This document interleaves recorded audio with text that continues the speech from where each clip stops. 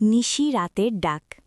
শহরের ঝামেলা থেকে বাঁচতে আবির তার গ্রামের বাড়িতে গিয়েছিল কয়েকদিনের জন্য। গ্রামের বাড়িটা বেশ সুন্দর হলেও বাড়ির পেছনেই একটা বিশাল পুকুর আর তার পাশে একটা পুরনো বটগাছ আছে।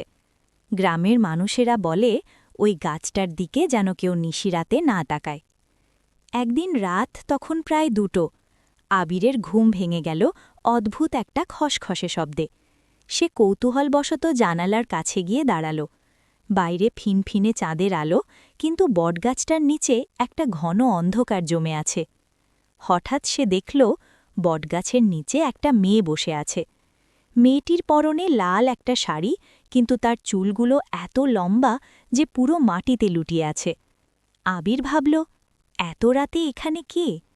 সে যখন ভালো করে দেখার চেষ্টা করল, ঠিক তখনই মেয়েটি ধীরে ধীরে তার মাথাটা ঘুরাল। আবিরের রক্ত হিম হয়ে গেল। মেয়েটির মুখে কোনো চোখ, নাক বা মুখ নেই, পুরোটা একটা সাদা চামড়ার মসৃণ তল।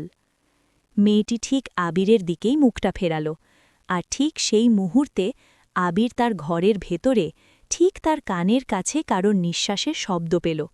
একটা ঠান্ডা ঘরঘরে গলা ফিসফিস করে বলে উঠল, আমাকে কি খুঁজছ? আবির পেছনে ফিরে দেখল, সেই লাল শাড়ি পরা মুখহীন নারীটি এখন তার ঘরের ভেতরে, তার বিছানার ঠিক পাশেই দাঁড়িয়ে আছে।